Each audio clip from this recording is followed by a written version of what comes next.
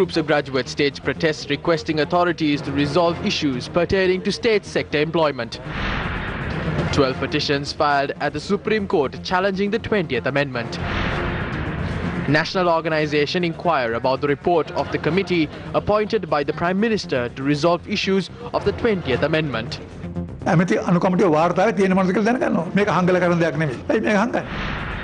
A heated debate in Parliament on the privilege of MPs to express their views under standing orders. Opposition requests the Speaker not to be biased.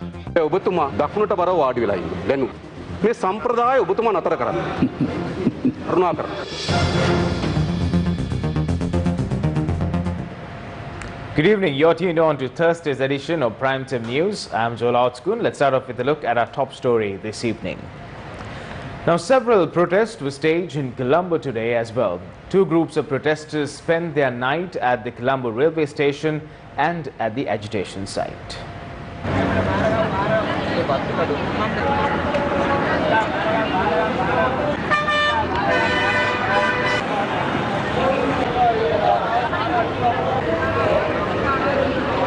A group of unemployed graduates spent their night at the Fort railway station yesterday. They request the authorities to provide them government jobs as promised. The group marched from Golf Face to Temple Trees today. 10 of the protesters were allowed to meet 2 officials, including the Assistant Secretary to the Prime Minister. However, they claim that no lasting solution has been provided to the issue. The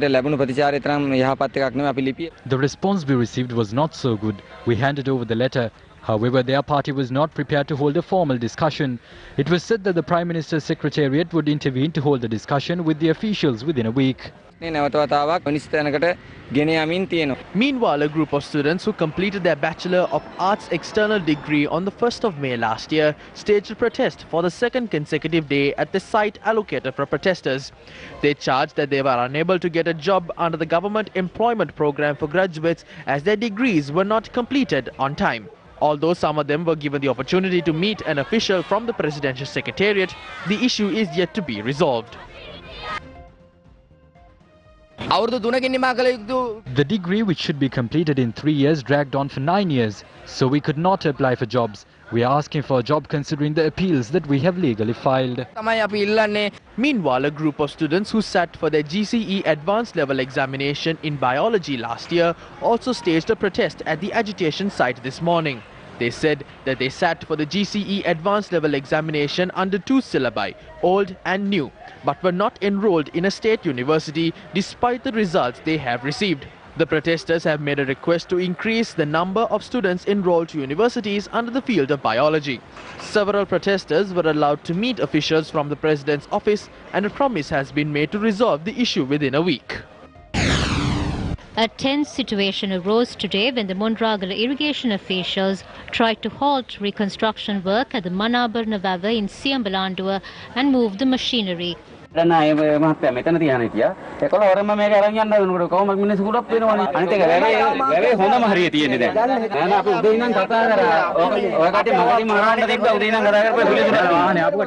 week before the Parliament was dissolved for the previous general election, the Department of Irrigation approved a provision of 3 million rupees for the reconstruction of the Vava. Reconstruction work began later but was halted, citing a lack of funding. The protesters dispersed today after a coordinating officer of the Ministry of Irrigation assured that the reconstruction activities will resume. Moving on to some news from courts this evening. Now, 12 petitions have been filed with the Supreme Court of Sri Lanka challenging the 20th Amendment to the Constitution. 6 of those petitions were filed today. Among those who filed the petitions were former Governor Kirti Tenekon. Meanwhile, the collective of national organizations convening a media briefing today urged for the report prepared by the committee appointed by the Prime Minister to study the 20th Amendment to be made available to the public. Mahinda Rajapaksa has appointed a 9-member committee that put forward recommendations that were similar to what we said. However, the amendment has been presented to Parliament without considering these recommendations. When the committee was appointed, we were told that the necessary changes would be made. However, we have lost faith on that now. We will submit a report within a week on the negative aspects of the draft amendment. Why wasn't this matter taken up for discussion at the cabinet meeting? Why can't the government parliamentarians take this up for discussion? This is a serious problem. As a result of this conduct, there is suspicion as to whether they are trying to hide or cover up something. They must know what has been included in the report. This cannot be done in a discreet manner. Why are they hiding this? Therefore, we wish to tell the government, the President and the Prime Minister to reveal the recommendations of the committee to the people. The provision allowing dual citizens to contest parliamentary elections was heavily criticized during the media briefing. We know that foreign intelligence agencies are operating. If a person who has taken oaths stating he would protect the Australian Constitution, what will happen if he becomes a minister? Can the secrets of the cabinet be protected? Will foreign spies be appointed to our cabinet? A citizen can be appointed to cabinet of his respective country. A US citizen can enter the US government. This is a dangerous situation. We must not allow room for this. A crisis of this sort would not have arisen if the government removes the unfavourable provisions and retains the good ones. A dispute has stemmed out from the government itself, since there is something wrong in this. The opposition that had fallen down has now been given a chance to become active. If a provision stating that the Auditor General cannot conduct an audit on state bodies is inserted into the draft, all investigations would have to be halted immediately.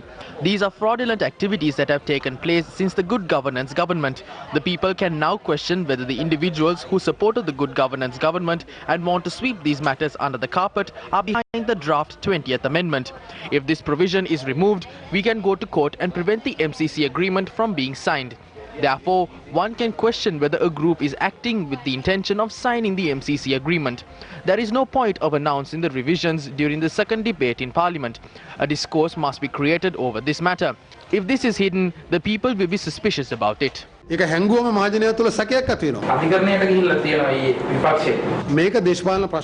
is a political matter. We don't feel that this is a matter that can be resolved in court.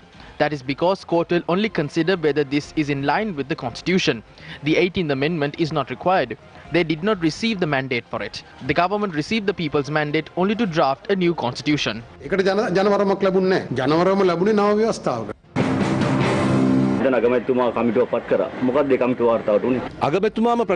The Prime Minister has said that the recommendations or the conclusion of the report would be put forward when the 20th Amendment is taken up by the Parliamentary Select Committee. It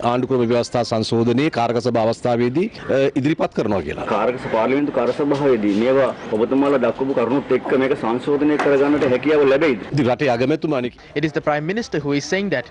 It was he who appointed the committee. He will put forward the final recommendations when the matter is taken up before the Parliamentary Select Committee. This is what the Prime Minister has stated publicly. When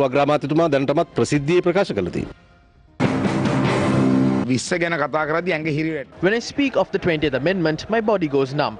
What else is left to talk about when the public representatives will not be held accountable to the people? I pray for those who are willing to accept a leader who will not punish the wrongdoers even after the intervention of the judiciary and police. I do not believe the people expected such a change when they gave the ruling party a two-third majority. We have challenged this matter at courts. We are confident that the court will take the right decision. We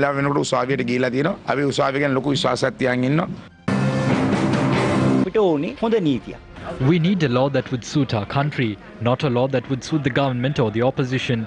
The government has done its part and the draft amendment has been handed over to the legal draftsman. On the other hand, the opposition has done its part as well. If I was part of the opposition, I would do the same thing.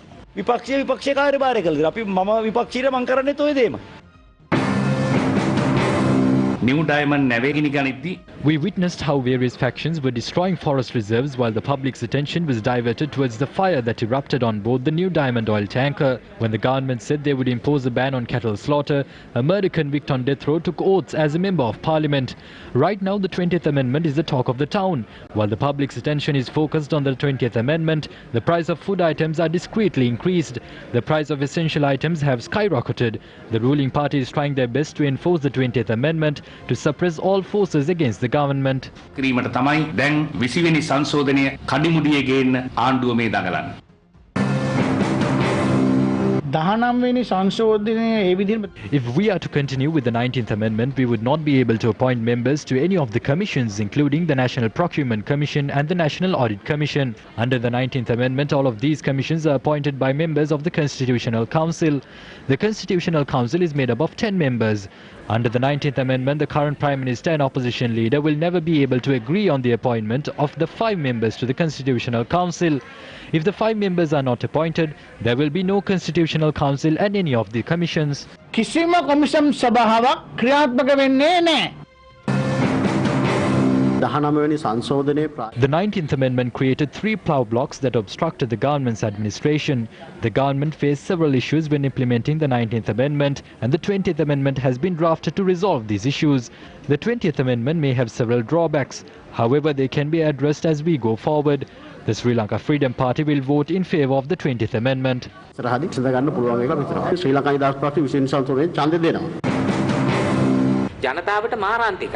This is dangerous for the people.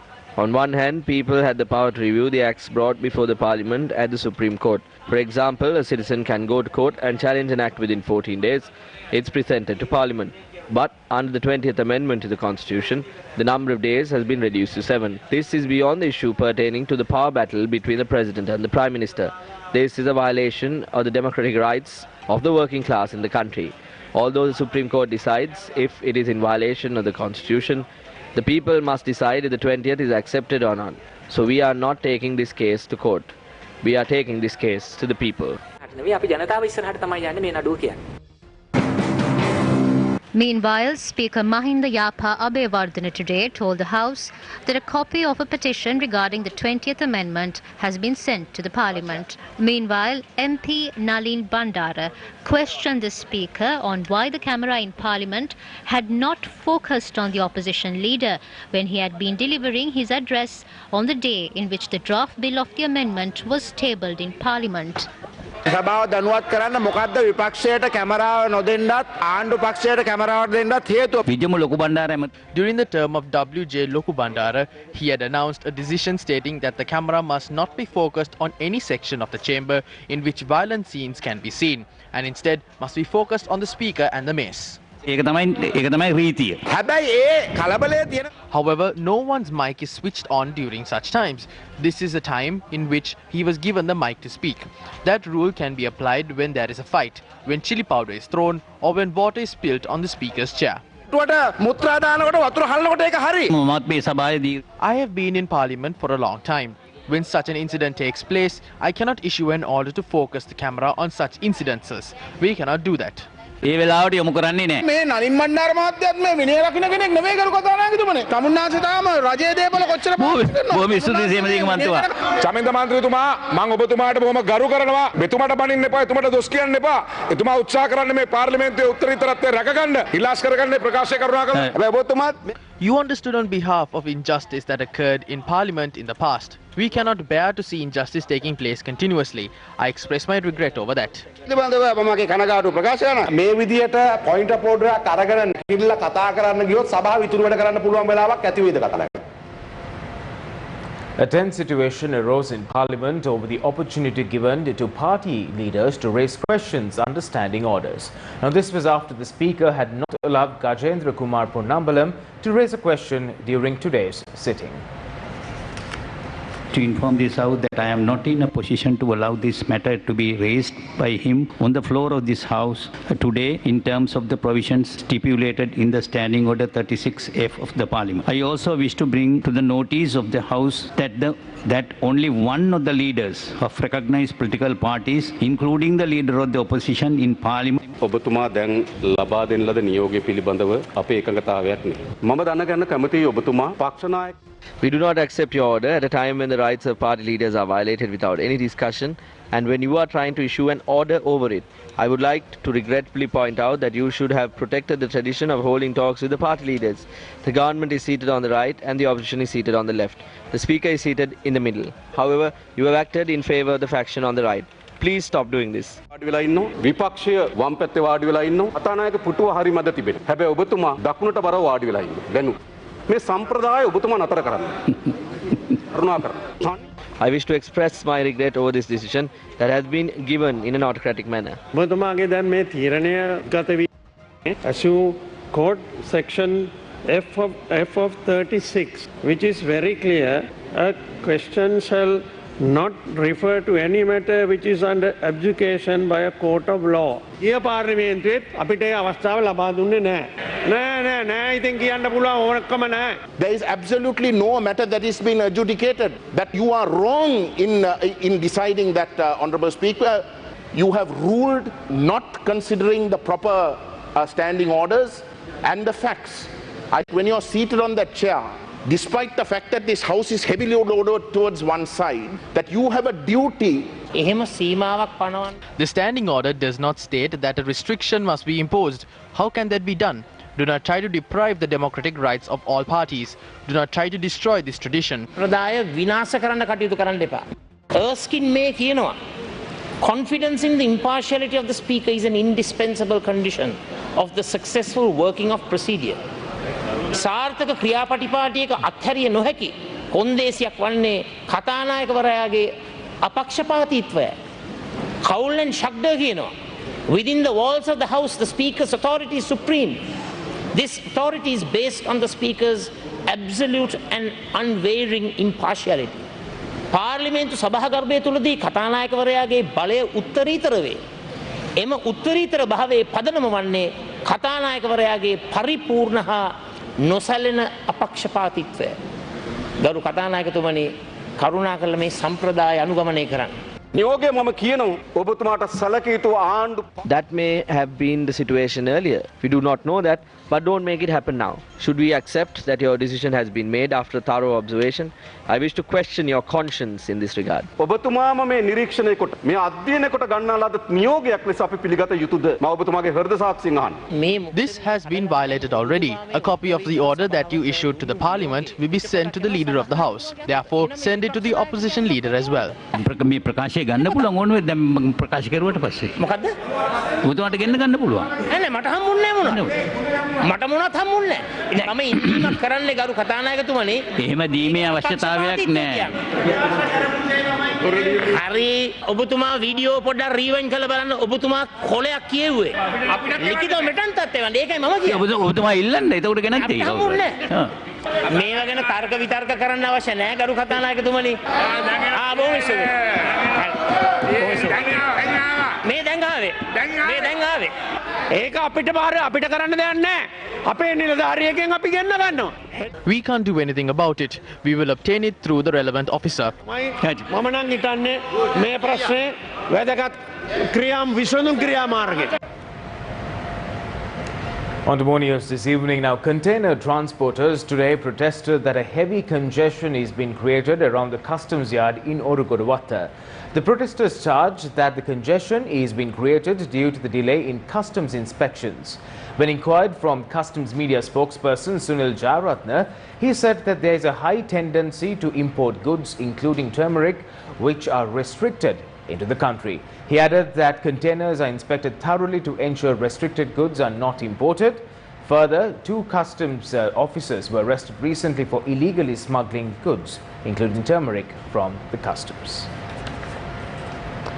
On more news this evening, a total of 37 individuals, including 23 staff members attached to a tourist hotel in Bulletin, Matara, have been directed to quarantine. This is after a Russian national who was staying at the hotel tested positive for COVID-19. 15 Russian nationals arrived in the island from the Matala airport on the 13th of this month. All 15 Russians who were subject to PCR tests at the airport had lodged at a tourist hotel in Bulletin, Matara. The group of Russians were scheduled to leave to China today. On the 22nd of this month, the group of Russians were subject to the second round of PCR tests at a private hospital in Matara. Later, it was confirmed that one of the Russian nationals had tested positive for COVID-19. Thereafter, he was admitted to the Hambantota General Hospital, while the remaining Russian nationals have been directed to a quarantine center in Hambantota. The staff members at the tourist hotel have been directed to a quarantine centre in Habaradwe. Our correspondent said those directed to the quarantine centre in Habaradwe are residents of Tambuttegama, Ambelipitiya, Deniyaya, Angunakula Palasa and Malimbada. Their family members have been directed to self-quarantine. The remaining staff members at the hotel should remain quarantined for a period of 2 weeks at the hotel itself. They are not allowed to return home before the said period. It has been reported that certain staff members had left the hotel and gone to their houses. Such individuals and their family are currently under self-quarantine. The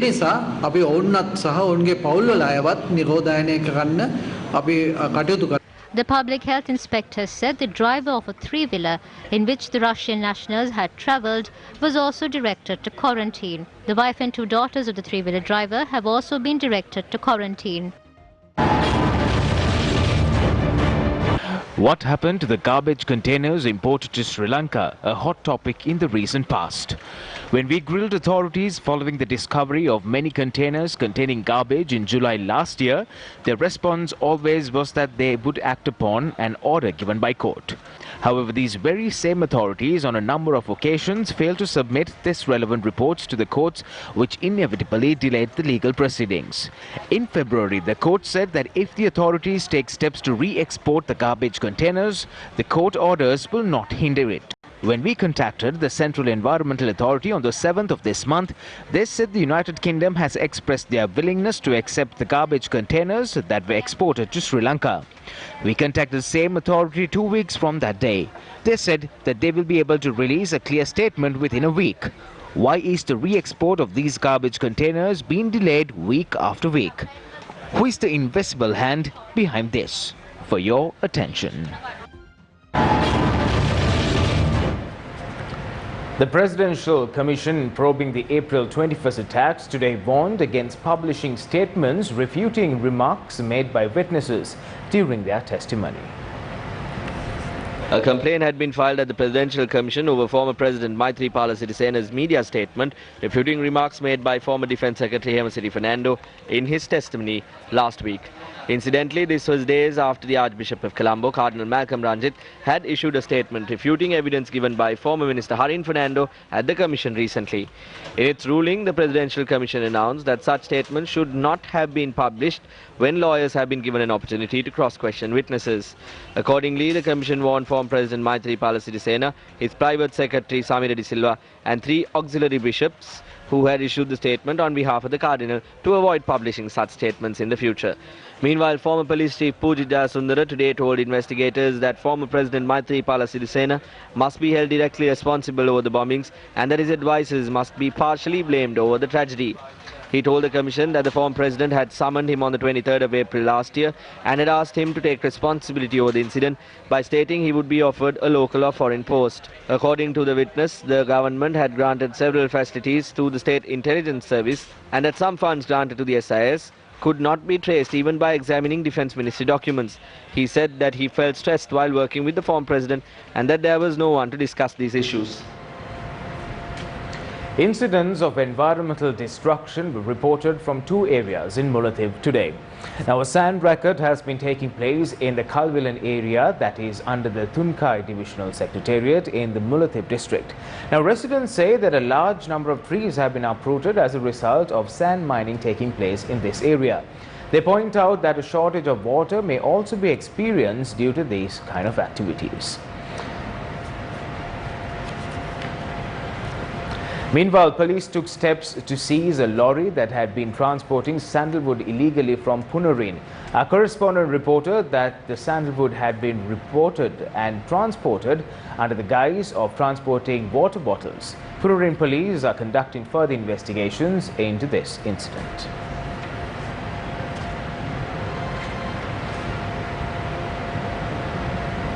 Devamuni Harold Rohana De Silva alias Ratmalani Roha, a wanted suspect in the underworld and heroin trafficker, was killed in a shootout with police today.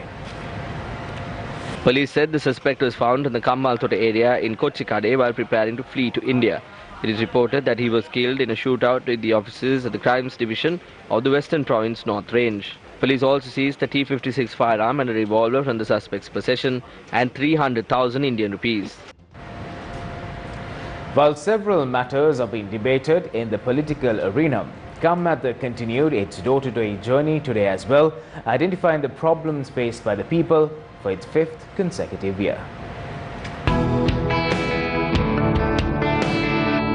Locals in Uwaparanagama, Badulla, have been struggling for years due to problems caused by animals.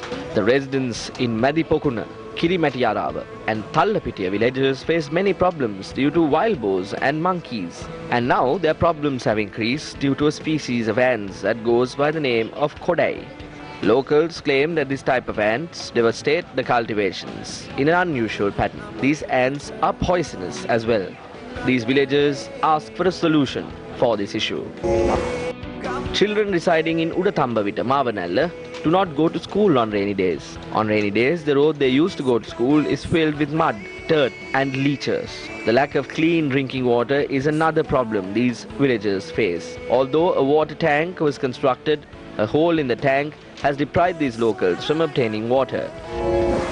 The Gammatha teams also toured the Ashraf town in Addalachenai. The human-elephant crisis is the main problem these locals face. Garbage collected in Kalmunai, Kartivu, Nindaur, Attalachenai, Akkaraipattu and Samanture are disposed at the garbage dump located adjacent to this village, inviting wild elephants to encroach into this area.